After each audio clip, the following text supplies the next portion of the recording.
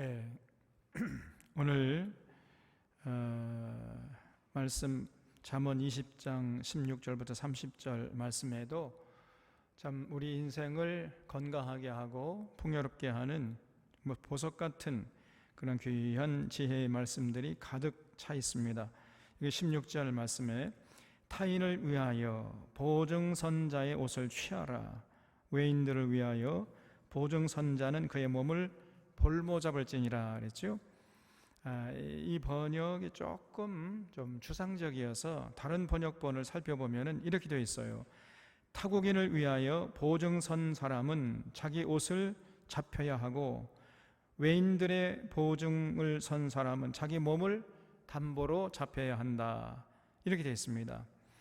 그래서 타인을 위하여 보증 서면은 안 된다는 거예요. 그러면은 반드시 불행을 당하게 됩니다. 그래서 제가 늘 말씀드렸잖아요. 절대 보증 서지 말고 또 보증 서 달라고 요구해서도 안 된다는 겁니다. 굉장한 신뢰죠. 그거는 무리한 요구입니다. 그래서 우리 들꽃 푸른 샤론교회 교우들 사전에는 보증이라는 단어를 그냥 다 제거해 버리시기 바랍니다. 보증은 이런 단어는 있으면 안 돼요. 그래서 절대 보증 서지도 말고 서달라고 요구하지도 말고 이렇게 이 말씀을 꼭 기억하시기 바랍니다. 17절에 속이고 취한 음식물은 사람에게 맛이 좋은 듯하나 후에는 그의 입에 모래가 가득하게 되리라 그랬죠. 그래서 이렇게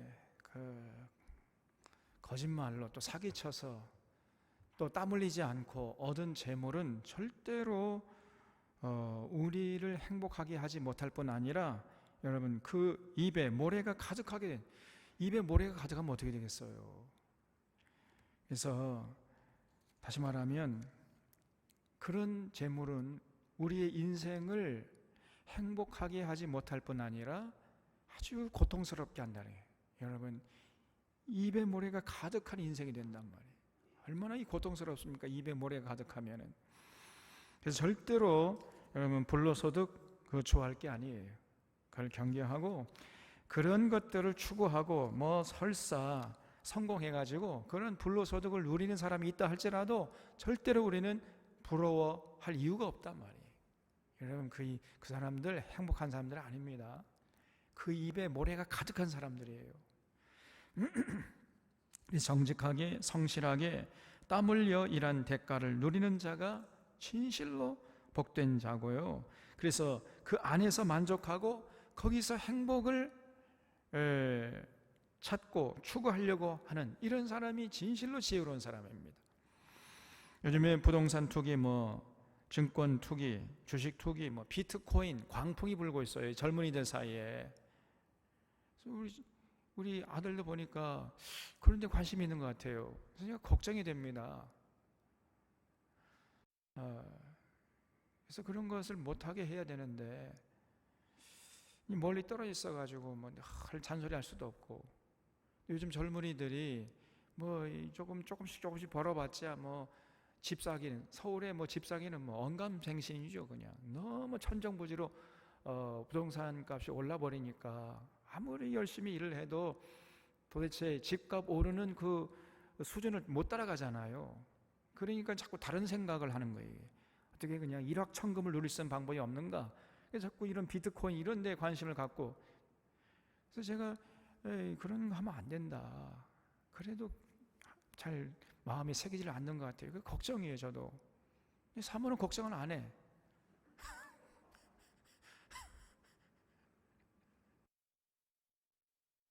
못마땅해요. 자기가 알아서 하겠지 놔두라고. 그게 한 번, 두 번 제일 처음에는요, 그게 성공하더라. 그게 나중엔 이게 중독이 돼버립니다. 절대로 그런 근방에 가까이 가서도 안 된단 말이에요. 여러분, 그래서 이런데 휘둘리는 자들은 자기의 인생을 망치기로 작정한 사람들임을 우리 사론의 교우들은 뼛속 깊이 새길 수 있기를 바랍니다. 절대로 부러워하지도 말고 그런 그런 일은 생각하지도 말아야 돼요, 여러분. 18절에 경영은 의논함으로 성취하나니 지략을 베풀고 전쟁할지니라 그랬죠. 이것도 다른 번역본을 보면은 표준서의 번역에 이렇게 되어 있어요. 계획은 사람들의 뜻을 모아서 세우고 전쟁은 전략을 세워놓고 해라, 이렇게 되어 있습니다. 여러분, 계획을 세우려면은 자기 혼자 계획을 세우면 안 된다는 거예요. 반드시 사람들의 의견을 들어가면서 계획을 세워야 되고, 전쟁을 하려면은 전략을 세워놓고 전쟁을 해야죠. 아니, 전쟁을 하려고 하는데 전략도 없이 그냥 전쟁하는 사람이 있습니까? 그건 아주 정신 나간 사람이잖아요. 그래서 자기 혼자 계획하고 실행하는 것은 굉장히 어리석은 짓이라는 겁니다. 실패할 확률이 농후한 거예요. 전쟁 없이, 전략 없이 전쟁하는 이런 사람들이나 그런 세력들은 정말 그 어리석은 자들이지요. 그래서 여러분, 어떤 계획을 세울 때에는 반드시 의논을 하라는 거예요. 의논. 특별히 이제 자기 인생의 중요한 어떤 계획을 세우고 어떤 결정을 하려 할 때에는 반드시 주변 사람들과 의논을 해야 됩니다. 신뢰할 수 있는 그러한 주위 사람들이 있잖아요.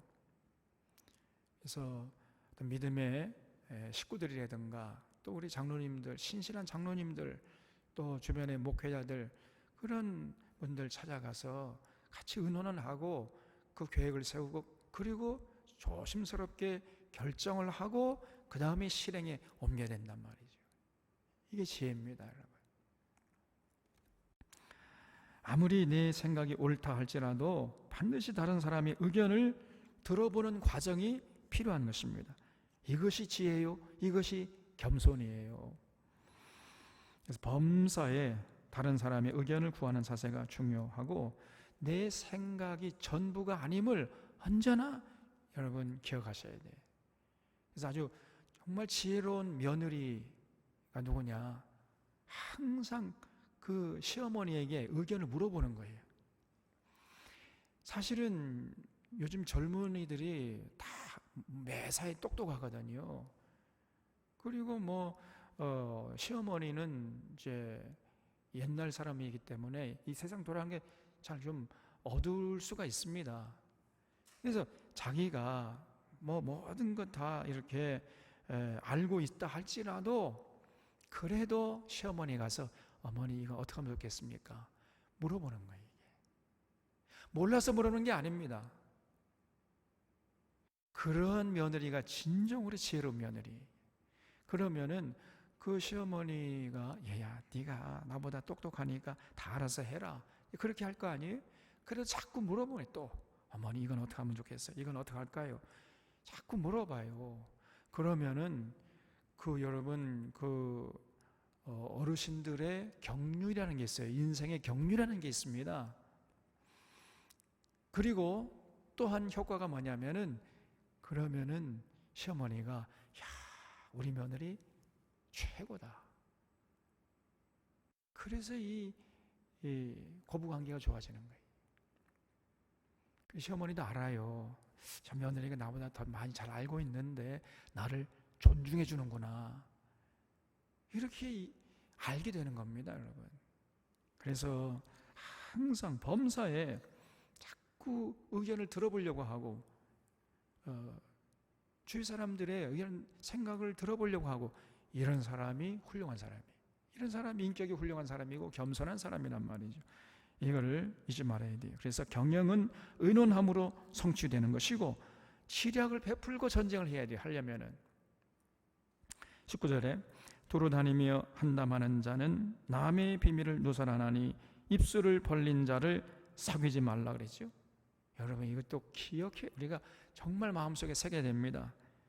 두루 다니면서 남의 말을 자꾸 한담하면서 다니는 이런 사람은 좋은 사람이 아니잖아요. 그런 사람을 사귈 필요가 없다는 거예요. 그런 사람 멀리 하라는 것입니다, 여러분. 근데 자꾸 그런 사람을 좋아하고 그런 사람을 가까이 한다면은 그 사람도 똑같은 사람이란 말이에요. 그래서 입이 가벼운 사람을 멀리하는 것이 상책이라는 거예요. 누누이 강조하잖아요. 우리 잠언에서 계속해서 반복적으로 나오는 게 뭡니까? 말 조심해라, 입 조심해라. 입에서 나오는 말이 너의 삶을 결정한다. 끊임없이 강조하고 있잖아요. 그래서 여러분, 언제나 그 말이 가벼우면 안 돼. 입술을 벌린 자를 사귀지 말라. 이 입을 벌리는 것을 여러분 조심스럽게 해야 됩니다. 20절에 자기의 아비나 어미를 저주하는 자는 그의 등불이 흑암 중에 꺼짐을 당하리라 그랬어요. 그러니까 그 등불, 하나 남은 등불마저 흑암 중에, 그러니까 칠흑같이 캄캄한 밤중에 하나 남은 등불마저 꺼져버리면 어떻게 되는 거예요? 그 칠흑같이 캄캄한 밤인데 그 캄캄한 밤을 간신히 밝혀내고 있던 등불이 꺼져버려 봐요. 그럼 어떻게 됩니까? 온 천지가 그냥 흑암으로 가득 차지 않겠습니까? 여러분, 자기 아비나 어미를 저주하는 자는 마치 그런 인생이 된다는 거예요. 전혀 앞뒤를 분간할 수 없는 캄캄한 흑암이 그를 둘러싸게 된다는 것입니다. 그래서 늘 그저 불행하게 살다가 제 명대로 살지 못하고 죽어버리는 거예요. 그렇기 때문에 이 부모 공경이 중요한 것입니다, 여러분. 자기 아비나 어미를 저주하는 자는 마치 그 캄캄한 밤중에 간신히 그 어둠을 밝히던 그 등불마저 꺼져버리는 인생이 된다는 거예요. 야, 표현이 얼마나 절묘합니까? 그래서 하나님이 십계명에서 특별히 말씀했죠. 내 부모를 공경하라 그랬어요. 이것이 약속 있는 첫 계명이라 그랬습니다. 그 약속이 뭐예요? 땅에서 잘되고 장수하게 된다는 거예요. 그래서 반드시 여러분, 모든 사람들은 자기 부모를 공경해야 돼. 부모 공경은 아무리 강조해도 지나치지 않는 것입니다. 우리 기독교는 부모 공경의 종교라 해도 과언이 아니에요. 이 부모 공경은 하나님 공경과 연결된다 그랬지요? 눈에 보이는 육신의 부모도 공경하지 못하는 자가 어떻게 눈에 보이지 않는 진정한 부모가 되시는 그 하나님을 공경할 수 있단 말입니까? 그 말이 안 돼요. 어불성설입니다. 그래서 이 육신의 부모 공경하는 것은 너무너무 중요한 것이에요. 그래서 이 부모 공경은 인간됨의 기본이고 인간관계의 기초고 행복한 가정생활과 사회생활의 기본이고 나아가서 신앙생활의 근본이 되는 거예요. 그렇기 때문에 부모 공경이 땅에서 살되고 장수하는 약속 있는 첫 계명이 되는 것입니다. 벌써 부모 공경을 하지 않고 부모님을 조금 나이가 들고 좀 연로했다 해가지고 무시해버리는 이런 사람은요, 절대로 가까이 하면 안 됩니다. 자기도 똑같은 인생을 당하게 돼요. 칠흑같이 어두운 밤을 헤매다가 죽어버리는 그런 인생이 되고 마는 것입니다. 절대로 여러분, 우리 샤론의 교우들은 부모 공경에 실패하는 자들이 한 사람도 없기를 바랍니다. 우리 모두가 다 부모 공경에 성공하는 이런 효자들이 다 되시기를 바랍니다. 그래서 늘 제가 5월 달만 되면은 그 어버이 주일날 여러분 그 설교 중에서 가장 어려운 설교가 뭔지 아세요? 이렇게 어떤 주일을 지키는 거예요. 어버이 주일, 어린이 주일 해마다 돌아오는데 똑같은 내용 할 수가 없잖아요. 그래서 이 목회자들이 가장 힘들어하고 고민하는 게 어떤 주일을 지키는 거예요. 어떤 주일로 그런 설교 내용을 똑같이 계속해서 반복한다는 게 쉽지 않은 일이. 그런데 저는요, 아예 이 어버이 주일은 그냥 설교 내용 똑같아. 그냥 해마다 똑같은 내용을 해도 제가 이렇게 제 설교 내용을 들여다봐도 야, 이거는 진짜 명설교다. 여러분이 뭐 인정해 주든지 말든지 그냥. 그래서 똑같은 내용으로 제가 계속 설교하고 있잖아요. 제가 설교 내용을 보면은 더 이상 덧붙일 게 없어요. 뺄 것도 없고. 조금 제가 교만합니까? 그래서 지난 5월 달에 제가 말씀드렸죠. 부모경이 중요하다. 인간됨의 기본이고 인간관계의 기초고 행복한 가정생활, 사회생활이 기본이고 신앙생활이 근본이다. 반드시 여기서 우리가 성공해야 된다 말씀드렸는데, 그렇다면은 여러분 부모공경의 핵심이 뭡니까? 제가 지난 5월 달에 설교를 잠깐 요약을 할게요. 첫 번째는 주변 사람들에게 인정받는 삶을 사는 거예요. 이게 부모공경의 1번이에요. 주위 사람들에게 세상에 나가서 칭찬받는 삶을 살 때 그 사람은 이미 효자예요. 부모님에게 용돈 드리고 고기 사다 드리고 그럴 때도 부모님이 기뻐하시지만은 무엇보다도 당신 자식이 세상에 나가서 주변 사람들에게 인정받고 칭찬받을 때 최고로 기뻐하시는 거예요. 우리 하나님도 마찬가지입니다, 여러분. 두 번째는 중요한 문제를 결정하기 전에 부모님과 상의하는 것. 이것이 여러분 효도의 중요한 팁이에요. 지혜예요, 이게. 그래서 부모님에게 자꾸 상의를, 자꾸 여쭤보고 의논을 드려란 말이에요. 그럼 부모님이 굉장한 자긍심을 느껴요. 자존감을 느낀다니까요. 그래서 부모님이 늙으셨다고 부모님이 엄마 아빠가 뭘 알아요? 세상은 변했어요. 그리고 뭐 이런 놈들이 있어요. 그거는 벌써 천박한 인생 될 수밖에 없습니다. 아무리 부모님이 연세가 많이 들어서 세상 물정 잘 모른다 할지라도 그래도 인생의 연륜이라는 게 있어요. 그래서 아까 말씀드린 것처럼 자꾸 물어보는 거예요. 자꾸 여쭤봐요. 그러면은 그 부모님이 지혜를 빌려주실 것이고, 그리고 부모님은 굉장한 자긍심을 느끼는 겁니다, 여러분. 이것이 효도의 근본입니다. 세 번째로는 건강을 잃지 않도록 세심하게 신경 써드려야 돼요. 노년의 건강을 잃으면은 삶의 질이 급격하게 떨어지잖아요. 저도 이번에 저희 형님 이 투병 생활하는 거 보면서 그동안 뭐 제가 누차 이 건강의 중요성을 강조하긴 했지만 정말 피부로 뼛속 깊이 체험을 했습니다, 여러분. 건강을 잃으면 모든 걸 잃는 거예요, 여러분. 그래서 노년이 될수록 하루하루가 한 달 한 달이 급격하게 이 건강이 체력이 쇠약해지잖아요. 그래서 삶의 질이 자꾸 떨어지는 겁니다. 때문에 건강에 관심을 써드려야 돼요. 자꾸 몸을 움직이도록 해드려야 되고, 자꾸 산책하시도록, 자꾸 잔소리라 할지라도 어머니 아버니 조금 좀 일어나서 걸으세요. 그리고 자꾸 이게 좀 부축해드리고 산책하시도록, 그리고 자꾸 전화 드리고 대화 상대를 해드려야 돼요. 그리고 좋은 공동체 소개해드리고 용돈도 꼬박꼬박 여러분 드려야 됩니다. 용돈 다 드리시죠? 용돈을 꼬박꼬박 드려야 돼요. 부모님들은 그 용돈 받을 날 손꼽아 기다리거든요, 이게.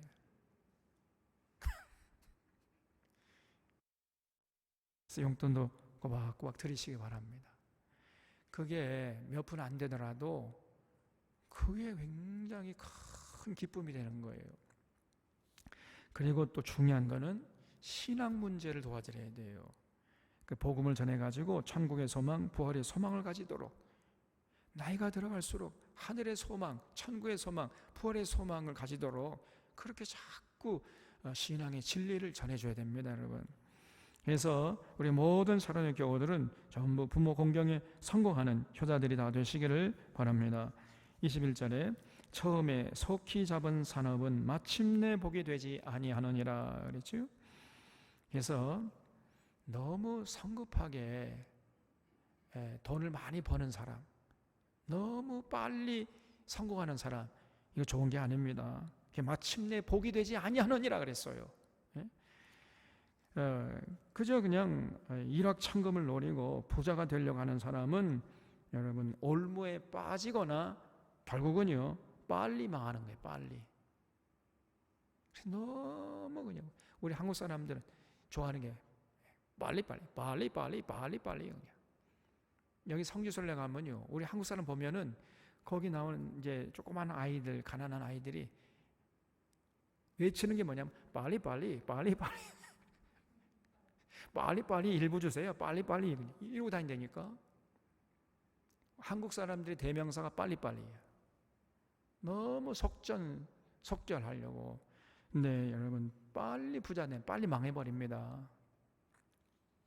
그래서 이 로또 복권에 당첨 사람들 1억 천금을 노리고 로또를 사잖아요. 근데 당첨되면 어떻게 됩니까? 제가 조금 전에 뭐라 그랬어요? 빨리 망한다니까요.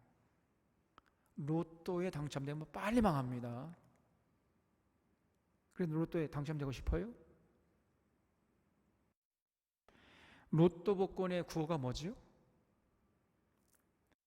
로또에 당첨되면 인생 역전이 가능합니다. 그 로또의 구호가 인생 역전이잖아요. 여러분의 인생을 역전시켜 드립니다. 그러니 이 로또 복권 사세요. 틀린 말입니다. 로또 복권에 당첨되면 인생 역전이 되는 것이 아니라 인생 패망이 속히 다가와요. 인생이 빨리 망하는 것입니다, 여러분. 이거는 통계적으로 벌써 증명이 된 얘기예요. 로또 복권에 당첨된 사람의 그 후를 이렇게 추적해 봤더니 100%입니다. 100%가 전부 다 망한 거예요. 사실입니다. 전부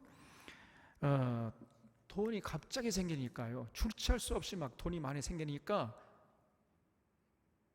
다니던 직장도 때려치고 사업도 이제 때려쳐버리고 그리고 이제 매일 도박하고 마약 중독자가 돼버리고 그리고 이제 가정에 파탄나고 이혼하고 전부 그렇게 됐습니다. 오히려 더 많은 빚을 졌어요. 2, 3년 내에 그 뭐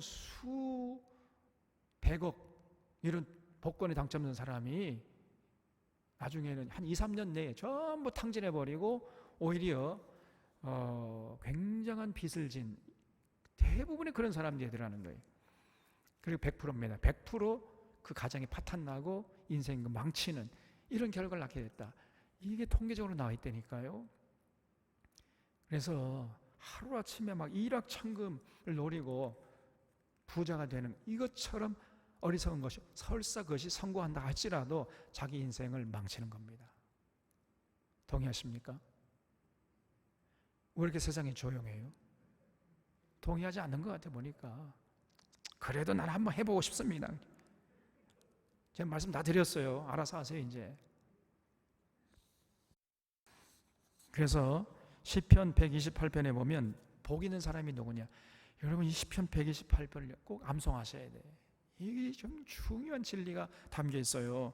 여호와를 경외하며 그의 길을 걷는 자마다 복이 있도다. 내가 내 손이 수고한 대로 먹을 것이라 내가 복되고 형통하리로다 그랬습니다. 여러분 진짜 복된 자가 누구냐? 손이 수고한 대로 먹는 사람이에요. 이 사람이 진짜 복된 사람이에요. 손이 수고하지도 않았는데 굉장한 복을 누려봐요. 굉장한 물질의 복을 누려봐요. 그 사람은 망합니다. 제가 요즘에 이 전두환이 그 아들 그리고 그 손자, 여러분 리브로라는 그 서점이 있죠? 출판사. 그 전두환의 그 자금을 가지고 설립된 회사고 여러 가지 또 뭐 어떤 문화재단을 만들어 가지고 이것이 이제 지금 자기 자녀들에게 유산을 물려주고 있는 겁니다. 근데 이 나라가 그거를 지금 천문학적인 액수를 지금 추직 못 하고 있어요. 여러분 그 박정희 대통령이 이제 비극적으로 총에 맞아 죽었잖아요. 그리고 그 박정희 대통령이 평생 모아놓은 통치 자금을 누가 가져갔을까요? 확실하지는 않지만은 전두환이가 가져갔을 가능성이 농후하다는 거예요. 그 액수가 어마어마한 거 아닙니까? 우리 상상을 초월할 수 없는 그런 액수를 가져간 거예요, 이게. 근데 그거를 어디에 숨겨놨겠지요? 그걸 아직도 국가가 이걸 다 사실은 몰수를 해야 되는데, 국가에 사실은 귀속시켜야 되는 거 아닙니까? 그걸 못하고 있어요, 이게. 그러면서 찔끔찔끔 지금 자기 이제 자손들에게 이거를 지금 상속하게 있는데, 그래서 그 손자라는, 며칠 전에 뉴스를 보니까 이 손자가 뭐 미국 유학 갔다가 와가지고 뭐 엄청난 뭐 부유를 이제 누리는 거죠. 그리고 와서 한 저 강남에다가 술집을 차렸대 또. 그 돈을 가지고. 그리고 한 몇 년 만에 또 술집의 문을 닫고 뭐 그래가지고 또 무슨 문화재단 만들어가지고 뭐 이렇게 하고 있는데, 비수제 나왔지요. 여러분, 전두환이가 진짜 어리석은 자예요. 정말 자기 자녀를 사랑하고 자기 자녀를 정말 생명길로 인도하고 싶으면은 그렇게 해서는 안 됩니다. 그래서 자기 아들이나 자기 손자를 망치는 지금 지름길이에요, 이게. 정말 어리석은 거죠. 그래서 저는 아이고 그래, 저렇게 살다가 죽으라고 내둬라 그냥. 저것들은 절대로 회개하면 안 됩니다. 회개하면 살 길이 열리는데 그러면 안 되잖아요. 죄 건져서 먹고 마시다 죽어야 돼, 저것들. 이 목사가 이런 얘기 해서 좀 미안하지만은 저거는요 더 이상 사람이 아닙니다. 저거는 아주 귀신 들린 것이고 마귀의 1등 가는 종이에요, 저게. 저건 사람이 아닙니다. 그래서 여러분, 그렇게 수고하지 않았는데 풍요로운 물질 누리는 것 절대로 불행함. 그거는 스스로 자기 망치는 거예요. 자기 자신도 망치고 자기 자녀들 다 망치는 것이란 말이에요. 여러분, 이걸 절대로 잊지 마시기를 바랍니다. 22절에 너는 악을 갚겠다 말하지 말고 여호와를 기다리라. 그가 너를 구원하시리라 그랬어요. 이 말씀도 얼마나 이게 참 귀한 말씀인지 알 수가 없어요. 절대로 악으로 갚아서는 안 됩니다. 이것이 우리 기독교인들의 가장 기본적인 윤리예요. 우리는 악을 선으로 갚는 자들이 되어야 돼요. 그래서 로마서 12장 20절에 내 원수가 줄이거든 먹이고 목마르거든 마시게 하라. 그리함으로 내가 숯불을 그 머리에 쌓아 놓으리라. 악에게 지지 말고 선으로 악을 이기라 그랬어요. 누가 나에게 뭐 이런 말을 하고 뭐 이런 해로운 짓을 했다 해가지고 그냥 같이 가가지고 막 얼굴에 쌍심이 켜고, 똑같은 사람입니다. 똑같은 사람이에요. 제가 늘 말씀드리잖아요. 독수리하고 참새하고는 절대로 부딪히는 법이 있습니까? 없습니까? 부딪히는 법이 없어요. 왜 안 부딪힐까요? 영역이 달라요. 노는 물이 달라. 노는 공간이 틀려요. 독수리는 저 하늘 높이, 참새는 그냥 땅에서 조금 짹짹거리고. 그래서 절대로요 부딪히는 법이 없어요. 그래서 벌써 부딪힌다는 것은 똑같다는 거예요, 이게. 그래서 여러분, 상대가 이웃이 까닭 없이 나에게 괜히 해코지를 하고 무슨 해로운 좀 불쾌한 말을 하거나 그런 행동을 할 때 같이 맞서서 이러쿵저러쿵 똑같은 사람이라니까. 그렇거니 하고 그냥 지나쳐요. 거기에 대해서 대응하는 것, 이거는 하나님께 맡기시라 그런 말이에요. 그러면은 여호와를 기다리라 그랬죠. 그가 너를 구원하시리라 그랬잖아요. 그래서 모든 판정은 하나님께 맡기고 우리의 할 일은 뭐냐? 끊임없이 섬기는 거예요. 우리의 할 일은 섬기는 것이지 우리가 판정하면 안 된단 말이에요. 우리가 원수 갚으려고 하지 말고 그 원수 갚는 것은 하나님께 맡기고 우리가 할 일은 뭐냐? 끊임없이 선을 행하고 섬기는 것. 이것이 굉장히 중요한 거예요. 그런 자를 하나님이 주목하시고 하나님이 그를 구원해 주신단 말이죠. 23절에 한결같지 않은 저울 추는 여호와께서 미워하시는 것이요 속이는 저울은 좋지 못한 것이니라. 여러분, 이 말씀도 계속해서 반복되는 말씀이죠. 거짓 저울과 거짓 추를 사용하는 자들을 하나님이 분노하신다는 거예요. 그런 사람은 여호와께서 미워하십니다. 여러분, 꼭 기억하셔야 돼요. 그래서 정직하게 성실하게 충실하게 살아야 돼요. 그냥 뭐 눈앞의 이익을 따라가지고 수단 방법 가리지 않고 막 거짓 저울, 거짓 추를 사용해가지고 물질을 누린다 쳐서 아까 계속 말씀드리잖아요. 절대로 행복하지 못하고 그 입에 모래가 가득한 인생이 되고 말아요. 그래서 미가서 6장에 보면은 악인의 집에 아직도 불의한 재물이 있느냐, 축소시킨 가증한 에바가 있느냐, 내가 만일 부정한 저울을 썼거나 주머니에 거짓 저울 추를 두었으면 깨끗하겠느냐. 그 부자들은 강포가 가득했고 그 주민들은 거짓을 말하니 그 혀가 입에서 거짓되도다 그랬습니다. 그래서 가증한 에바, 부정한 저울이나 거짓 저울 추를 두는 자들을 하나님이 주목하시고 그를 가증히 여기고 반드시 심판하십니다. 여러분, 우리 하나님 살아계세요. 절대로 그런 짓을 하면 안 됩니다. 하나님은 속이는 저울과 속이는 추를 가증히 여긴단 말이죠. 그래서 여러분, 어떤 사람도 보면요, 우리 믿는 사람들이 그래요. 자꾸만 미국산 쇠고기를 한우로 속여 먹고 중국산 참기름을 국산 참기름을 속여 먹고 그러면 부당 이득을 취득하려고 그래요. 그리고 기름에다가 자꾸 물을 타가지고 막 그러면서 이 장사를 하려고 합니다. 그 거짓 저울과 거짓 추를 사용하는 거예요. 하나님이 분노하십니다. 또 그렇게 번 돈을 가지고 헌금을 하면 교회에서 저 사람 믿으면 우리 하나님은 절대로 거기 속아 넘어가지 않아요. 그런 헌금은 하나님이 절대로 받지 않습니다. 여러분, 하나님 분노하신다니까요. 교회 목사들은 좋아할지 모르지만 하나님은 분노하십니다. 절대 우리 샤론의 교우들은 그런 짓 하면 안 돼. 그런 헌금은 바치지 마세요. 하나님 기뻐하지 않습니다. 24절에 사람의 걸음은 여호와로 말미암나니 사람이 어찌 자기의 길을 알 수 있으랴 그랬어요. 정말 이 말씀도요, 제 인생에 비추어서 참 생각해 보면 딱 들어맞아요. 저도 돌아보면은 제가 이 광양에 와가지고 목회하리라고는 꿈에도 생각하지 못했습니다. 저는 이 광양이 어디 있는지는 몰랐다니까 사실은. 근데 돌아보면은 어떻게 제가 여기까지 와가지고 여기서 벌써 지금 한 20년 2004년 12월 30일 날 왔어요. 그러니까 벌써 몇 년 됐습니까?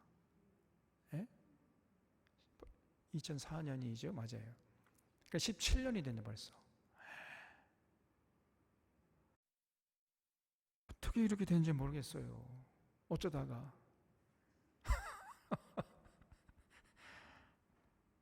그러니까 돌아보면 정말 하나님이 여기까지 인도하셨다고 밖에 할 수가 없습니다. 그러니까 제 의지대로 된 게 하나도 없어요. 지금 생각해 보면. 저는 그래도 서울에서 그냥 뻗으던 건강한 교회를 세워가지고 하나님께 영광 돌려 이런 생각을 하고 있었거든요 사실은. 근데 어쩌다가 이렇게 된지 몰라요.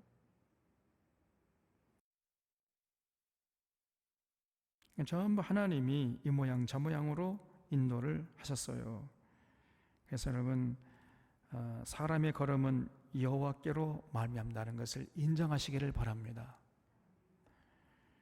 사람이 어찌 자기 길을 알 수 있겠습니까? 아무도 알 수가 없어요. 그래서 하나님께서 은혜의 바람을 불어주세요. 그러면 그 은혜의 바람을 타고 떨어지는 곳에서 거기서 참 뿌리를 내리고 아름다운 열매를 맺는 것이 우리의 인생의 본질이라는 말이에요. 그걸 잊지 말고 그 모든 그 인도는 우리 걸음은 여호와께 맡기고 어디로 인도하시든지 어디에서 무엇을 하든지 최선을 다해서 자기 맡은 일, 자기 맡은 사명을 감당하는 여기에 최선을 다해 주시기를 주님의 이름으로 부탁드립니다. 여러분, 25절에 함부로 이 물건은 거룩하다 하여 서원하고 그 후에 살피면 그것이 그 사람에게 덫이 되느니라 그랬죠. 그래서 서원을 함부로 하면 안 된다 그랬죠.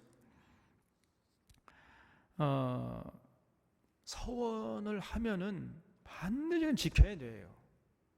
왜냐하면 우리 하나님은 약속을 중요히 여기시는 하나님이라 그랬지요. 왜 하나님 인격이시라 그랬습니다. 약속하면 반드시 약속을 지키시고, 그렇기 때문에 약속한 것을 지킬 것을 요구하시고 기대하시는 하나님이세요.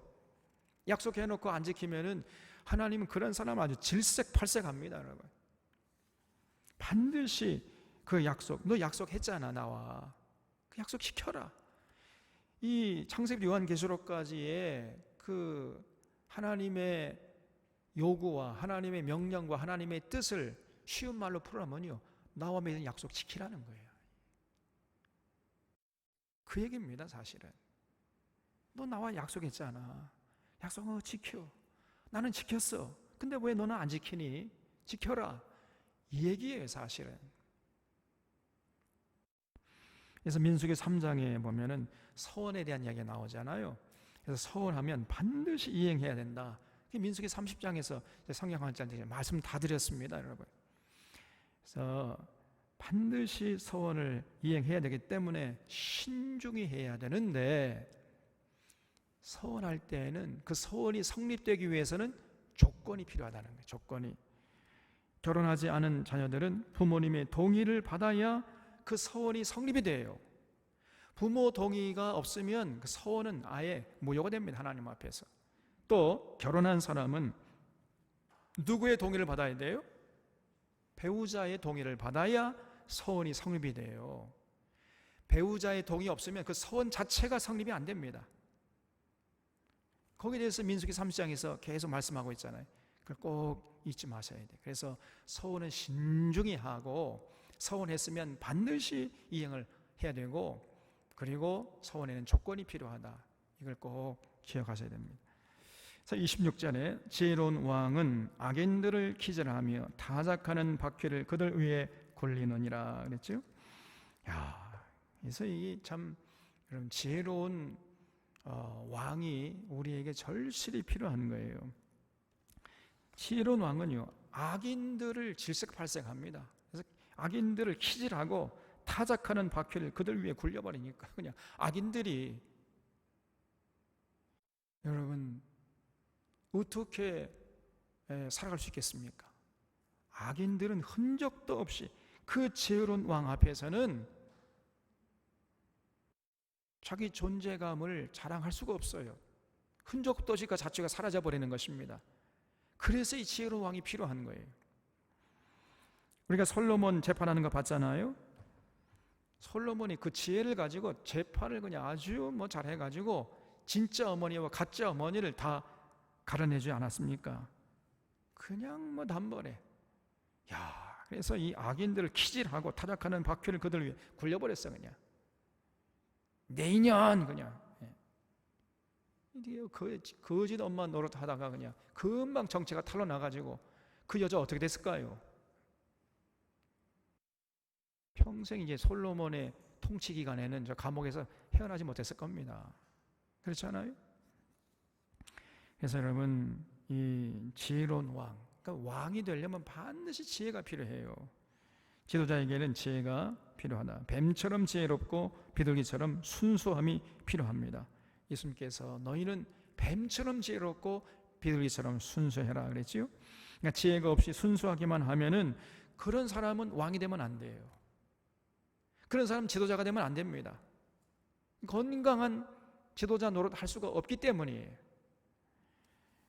우리가 성경에서 그 좋은 예가 아합에게 휘둘렸던 여호사밧, 그 경우 살펴봤잖아요. 여호사밧이 이 사람은 순수해요. 근데 지혜가 없어. 그러니까 끊임없이 어둠의 세력들, 아합과 이세벨의 그 치마폭에 놀아나다가 나라를 그냥 어지럽게 했던 주인공이 되고 말았잖아요. 왜냐하면 왕은 왕인데 지혜가 없는 왕이었어요. 지혜가 있어야 왕 노릇 제대로 할 수 있는데, 지도자가 지혜가 필요한 것입니다. 지혜가 있어야 지도자 노릇 제대로 할 수가 있는 것이죠. 그리고 바벨론 사신들에게 왕궁의 모든 보물을 보여줬던 히스기야, 이 사람도 사람은 순수해요. 사람은 착해요. 남을 해코지할 줄도 모르고 남의 마음을 아프게 할 줄도 모르는 아주 착한 사람인데, 그런데 지혜가 부족합니다. 그래서 여러분, 우리가요, 우리 교회 지도자 뽑을 때에도 착한 사람, 착하기만 한 사람 뽑으면 안 돼. 가장 우선적인 덕목이 뭐라고요? 지혜야, 지혜. 지혜가 있어야 돼, 지혜. 그래야 지도자 노릇 할 수 있다니까요. 사람이 순수하기만 하고 착하기만 한 이런 사람이 교회 지도자가 되면은 교회가 이제 힘들어지는 거예요. 어려워집니다. 지혜가 있어야 돼. 전체를 볼 수 있는 안목을 가지고 딱 진리 위에 서가지고, 그래서 딱 뚝심 있게 자기 이 공동체의 중심을 잡아갈 수 있는 이런 지혜 있는 사람이 교회 지도자가 돼야 돼. 그거를 여러분들이 잘 평소에 봐놨다가 저 사람이 우리 교회에 참 기둥 역할을 해야 된다, 이렇게 해가지고 그런 사람을 장로로 뽑아야 돼. 아무나 세우면 안 됩니다. 그래서 이 여호사밧이나 히스기야 이런 사람들이 좋은 예예요. 이 사람들 순수하고 착했거든요. 그런데 지혜가 부족해. 그래서 그를 따랐던 수많은 백성들을 힘들게 하고 나라를 어지럽게 하고 나라를 망치게 한 주범이 되어버렸단 말이에요. 이 사람이 악해서 그런 게 아닙니다. 지혜가 부족해서. 지혜가 부족한 지도자는요, 결국 어둠의 세력들에게 이용당하고 휘둘리다가 수많은 백성들 고통스럽게 만드는 주범이 된단 말이에요.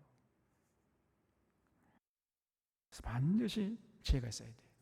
제가 가만히 돌아보면은 전에 교회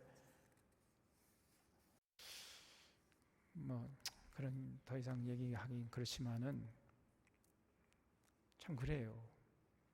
여러분 헤아리시기 바랍니다. 27절에 사람의 영혼은 여호와의 등불이라 사람의 깊은 속을 살피느니라 그랬어요. 이것도 표준 새 번역본으로 살펴보면은 주님은 사람의 영혼을 환히 비추시고 사람의 마음속 깊은 곳을 살펴보신다, 이렇게 되어 있습니다. 그러니까 우리 하나님은 어떤 분이냐? 절대로 껍데기만 보시지 않는단 말이에요. 우리 하나님의 시선은 겉에 머물러 있지 않고 그 단단한 껍데기를 파고 들어가서 우리 중심을 보신단 말입니다. 그런 분이 우리가 믿는 하나님이세요. 그래서 사무엘상 16장 7절에 여호와께서 사무엘에게 이르실 때 그의 용모와 키를 보지 말아라. 내가 이미 그를 버렸노라. 내가 보는 것은 사람과 같지 아니하니 사람은 외모를 보거니와 나 여호와는 중심을 보느니라 그랬어요. 우리 하나님은요, 그 사람 그 마음 속을 파고 들어가서 그 마음 중심에 과연 어떤 생각, 어떤 가치관, 어떤 인생과 세계관, 물질관으로 무장하고 있는가, 이거를 보신단 말이에요. 마가복음 2장 8절에도 예수님께서 말씀하시길 그들이 속으로 이렇게 생각하는 줄을 예수께서 그 중심에 아시고 이르시되 어찌하여 이것을 마음에 생각하느냐. 우리 예수님의 시선이 그 사람들의 그 말하는 그 현상, 그걸 보는 게 아니라 그 사람의 속 중심을 파고 들어가가지고 그 사람의 마음속에 있는 생각까지 다 통찰했다는 거예요. 그 중심에 아시고 어찌하여 이것을 마음에 생각하느냐. 속마음까지 그냥 샅샅이 꿰뚫어 보시는 분이 바로 예수님이셨다. 놀랍잖아요. 그래서 여러분, 우리 하나님은 마음에 그 사람의 깊은 속을 살핍니다. 그래서 그 영혼이 정말 하나님을 찾고 마치 사슴이 시냇물을 찾아 헤매는 것처럼 그 영혼이 하나님을 찾고 하나님의 진리에 목마르고 진리를 추구하려고 하는 이런 사람, 하나님이요 절대로 잊어버리지 않습니다.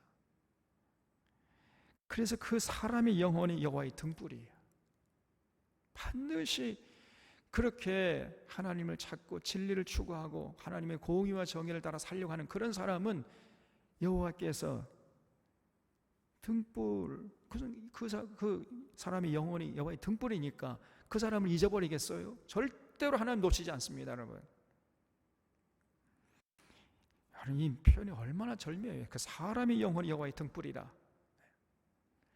그 등불이 어떤 사람은 희미하고 어떤 사람은 꺼질락 말락하고 어떤 사람은 완전히 꺼져버린 사람도 있고 어떤 사람은 그 영혼이 환히 밝게 빛나는 사람이 있어요. 그런 사람은 절대 우리 하나님이 놓치지 않습니다. 이걸 잊지 마세요. 28절에 왕은 인자와 진리로 스스로 보고하고 그의 왕위도 인자함으로 말미암아 견고하니라 그랬죠. 그래서 왕은요 인자와 진리로 무장해야 돼. 그 인자와 진리가 그 왕을 보호한단 말이에요, 여러분. 그래서 왕위도 결국은 견고해지는 것입니다. 그래서 모든 지도자들은요 인자로 무장해야 되고 진리로 무장해야 돼. 그게 지혜예요. 그것이 바로 자신을 스스로 보호하는 힘이 되는 것입니다. 당장 술수를 부린다든지 강압 정치, 폭력으로 독재하는 정치, 이거는 오래가지 못해요. 그래서 늘 그죠 인자와 진리로. 다시 말해 인자가 뭐죠? 사랑이죠, 사랑. 섬겨야 돼. 오히려 권력자가 힘이 있기 때문에 낮은 자리에 내려가가지고 자꾸 그 힘을 가지고 섬겨요. 그러면 백성들의 마음을 얻는 것입니다. 그리고 그 사람을 백성들이 보호해 주는 거예요. 그렇지 않습니까? 그래서 늘 섬기는 모습을 잃지 않고 진리로 이제 살아가면 그 진리가 그 사람을 보호해 준다니까요. 그래서 항상 그 언행이 정직하고 성실해야 됩니다. 이게 여러분 인자와 진리로 살아가는 것, 그것이 바로 그 사람을 보호해 주는 겁니다. 군자는 대로행이라 그랬죠.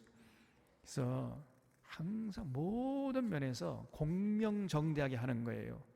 절대로 공익에 사가 끼면 안 됩니다. 공적인 일에 사가 껴가지고 내 가까운 사람이 이런 말을 했으니까 내 가까운 사람의 유익이 되니까 이런 식으로 모든 걸 자꾸 사가 껴가지고 사가 개입되면은 그 인자와 진리로 살아가는 게 아니잖아요.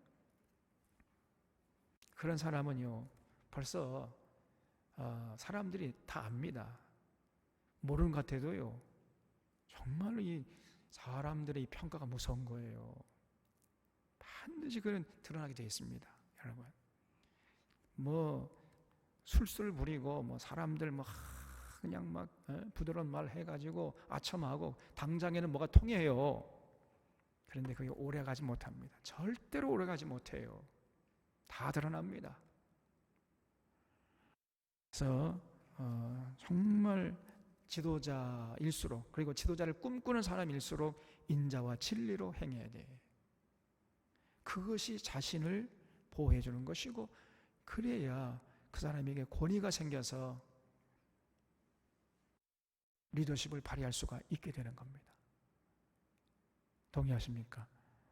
그래서 자신에게는 언제나 엄격하고 남에게는 한없이 관대하고, 그리고 언행을 신중하게 하고 정직하게 하고 한 점 흐트러짐이 없도록, 한 점 어떤 이렇게 불투명한 것이 없도록 투명해야 돼요. 공명정대하게. 결국은 그런 사람이 사람들에게 인정받게 되는 것이고, 그런 삶이 자기 자신을 보호하게 되는 힘으로 작동하는 것입니다. 이게 다 연결되어 있는 것이에요. 잊지 마세요. 29절에 젊은 자의 영화는 그의 힘이요 늙은 자의 아름다움은 백발이니라 그랬지요. 이 말도 얼마나 멋진 말인지 모릅니다. 여러분, 젊은 자의 영광은 어디에 있습니까? 힘에 있어요. 또 늙은 자의 영광은 어디 있습니까? 백발이 있어요. 백발. 그래서 저도 이게 염색을 하지 말까. 제 염색하는 얼굴 머리가 하얀데 염색하면 자꾸 또 이게 머리도 가렵고 또 힘들고, 그래서 염색을 안 할까는. 권사님, 목사님 염색하셔야 돼.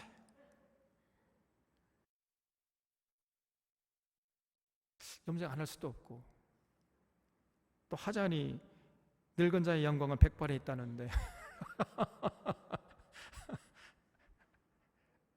고민입니다.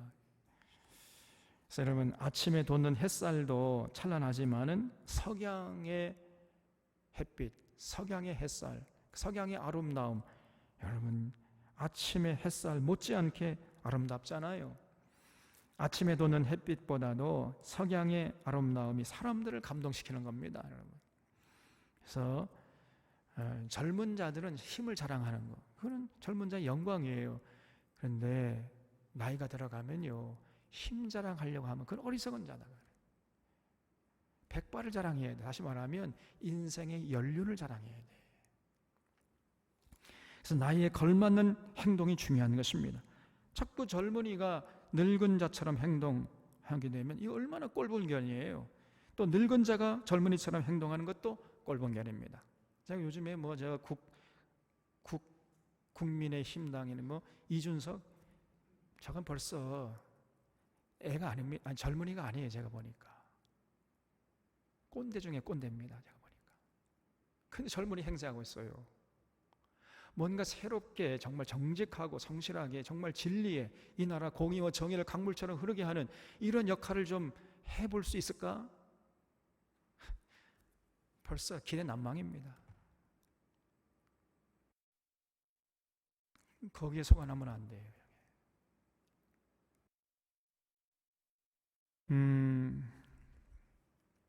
그래서 여러분, 젊은이가 늙은 자처럼 행동하는 것도 꼴불견이지만은 또 늙은 사람이 젊은이처럼 행동하려고 하는 것도 꼴불견이에요. 이것도. 여러분, 다 나이에 걸맞게 살아가고 순리대로 살아가는 것, 이것이 최고로 행복한 것이고 이것이 최고의 지혜인 줄로 믿으시기를 바랍니다. 30절에 상하게 때리는 것이 악을 없이 하나니 매는 사람 속에 깊이 들어가느니라. 그래서요. 그래서 이 회초리에는 교육적인 차원이 있습니다. 그래서 매를 댈 때는요, 아주 무섭게 매를 대야 돼요. 우리 하나님도 굉장히 자비하시지만은 일단은 하나님이 매를 대시잖아요. 아주 무섭습니다. 하나님의 힘 얼마나 무서운지 알 수가 없어요. 우주 만물을 다스리는 하나님의 스케일에 걸맞게 우리 하나님 한번 화를 내시잖아요. 그러면 천지가 진동한다니까요.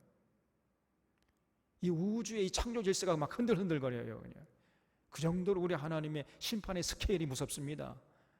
아주 무서워요. 그래서 여러분, 회초리는 좀 근엄해야 됩니다. 근데 상하게 때리는 것이 악을 없앤다 그랬잖아요. 그래서 매를 여러분 사용해야 되는데, 매는요 사용하려고 하면은 언제 해야 됩니까? 어렸을 때 해야 돼요. 머리가 커버리면은 여러분 매를 대면 안 됩니다. 그럼 오히려 부작용만 심해지는 거예요. 그래서 오히려 매를 대려면은 아주 어렸을 때, 갓난아기 때, 그래서 1살부터 몇 살까지? 3살까지. 3살 버릇이 8까지 간다 그런 말이 있잖아요. 그래서 3살 이전에 벌써 그 아이의 습관이 다 결정됩니다. 그때 매를 대야 돼, 그때. 그래서 만약에 갓난아기, 얼마나 갓난아기가 사랑스러워요. 사랑스럽다 그냥 오냐 이래도 흥 저래도 흥, 이러다가 자기 자식을 망치는 겁니다. 이런 부모가 너무나 많아요. 그러고 나서 오히려 이제 다 큰 다음에 이제 머리가 커가지고 중학생, 고등학생, 대학생 된 다음 그때 이제 잡을 내니까 잡힙니까?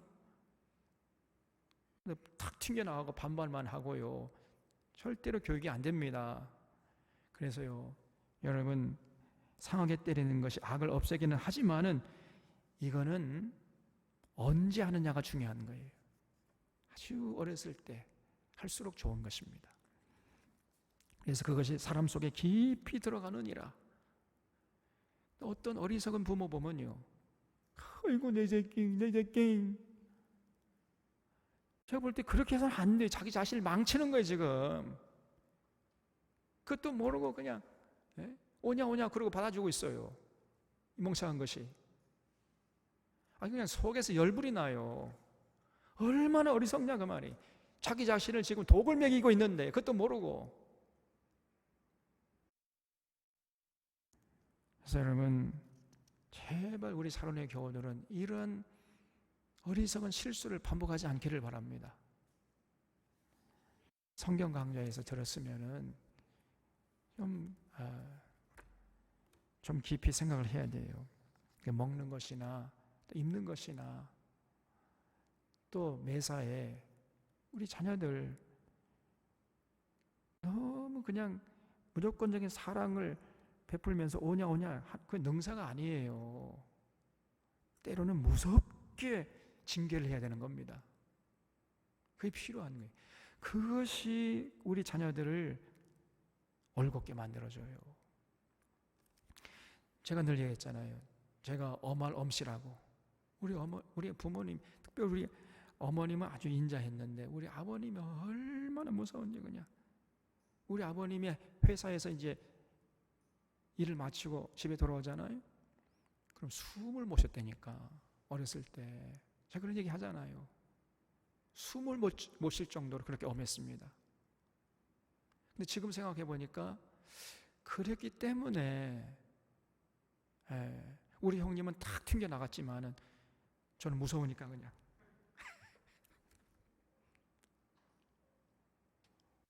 그것이 저를 지금까지 잡아준 게 아닌가 그런 생각을 해요. 그래서 그 어렸을 때 이 근실하게 징계하면요 절대로 커서 잘못된 길로 가지 않습니다. 그래서 어린 아이들 자기 자녀를 사랑스럽다고 무조건 함부로 키우면 안 돼요. 그냥 오냐 오냐. 여러분 그 분명한 예가 있잖아요. 엘리가 홈녀 비누 왔어. 그냥 어이구 내 새끼 어이구 오냐 오냐 그러다가 폐가 망신했습니다. 그런 역사적인 교훈을 잊지 마셔야 돼. 그래서 한번 13장 24절에서 매를 아끼는 자는 자기 자식을 미워함이라. 매를 아끼는 부모는 자기 자식을 오히려 미워하는 자에 불과한 거예요. 자식을 사랑하는 자는 근실히 징계하느니라. 그렇다고 해서 여러분 또 집에 돌아가 오늘 이놈의 새끼는 일로 와 그냥 그러면 안 돼요. 또 왜냐하면 다 컸잖아. 다 큰 자식들에게 매를 대면 또 안 된단 말이에요. 그 말로 해야 됩니다. 말로. 어렸을 때는 엄하게 키우고 이제 크게 되면 대화를 찾아야 해요. 대화로 풀어나가야 돼. 모든 면에서. 그래서 우리 사랑하는 사론의 교우들 가정에서는 언제나 하나님이 쓰실 만한 뻔듯한 하나님의 일꾼들이 우죽순처럼 일어날 수 있기를 바랍니다. 기도하겠습니다.